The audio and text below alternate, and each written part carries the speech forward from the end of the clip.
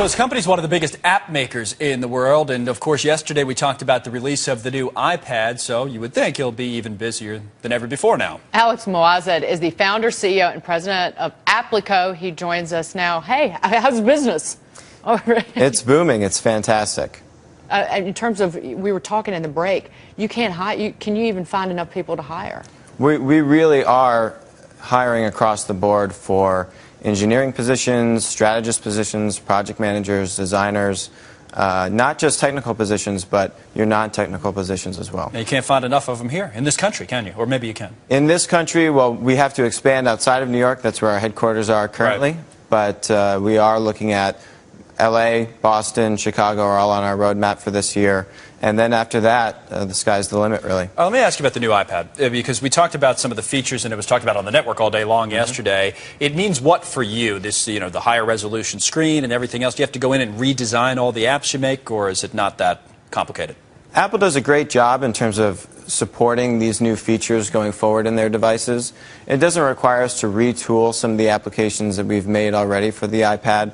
So they're existing apps we've made for our clients, and those will just look much better, much cleaner, and provide an even better user experience.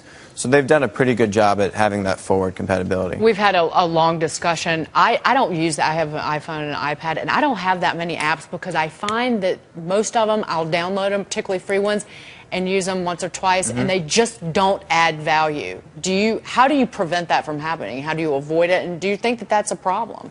I think if you look at the app market on Apple specifically, there are around 600,000 different applications.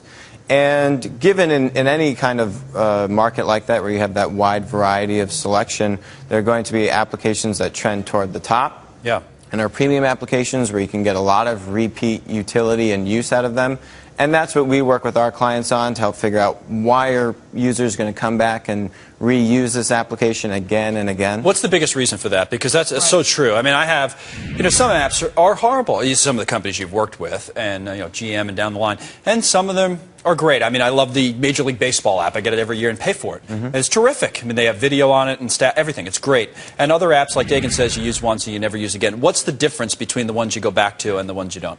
Honestly, what it comes down to is thought and thinking these things through. If you are putting the time and effort to really think through all the different use cases that people want to use your application and what does that mean for my user and my target market, then you're going to plan that out and think, all right, I'm going to have a user download this, but now why do they want to come back and use this? Well, why are most consumer companies, and that could be any company from a L'Occitane, which you've done work for, or General Motors, what do they want? What do they use the app for in terms of relating to the customer? Well, for consumer-facing applications, you can have things that are a marketing campaign, and you're using it as a promotional activity, all the way to an extension of your existing product, and you're now bringing that experience to your users on their phone, which they're carrying around with them all times throughout the day. Let me ask you a cybersecurity question, because our reporter in Washington, Peter Barnes, was just doing a story about that topic.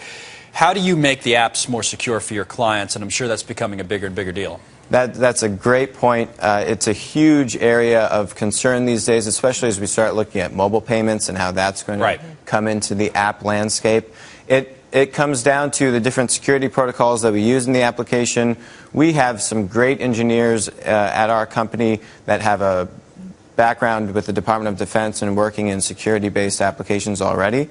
And then they can bring that know-how in terms of how you're protecting data and how you're designing these applications. What are your two favorite apps that you use personally on your iPad? That you don't make yourself. Well, right. Well, yeah, you can. Two apps that we do not make. For productivity, I use Docs2Go a great deal. Allows me to not take my laptop with me when I travel, and I'm purely mobile. And then something which is fun would probably be my ESPN Fantasy Football app, which I used a great deal this past football season. Do you have that? Go. ESPN Fantasy Football. I'm not a big fantasy football player. I think I had the Yahoo one for a while, but I'll have to get that one. I used to watch ESPN. You can watch it live. Some of that stuff's pretty cool. Yeah, one of the great. Alex, thanks, man. Yeah. HBO Go.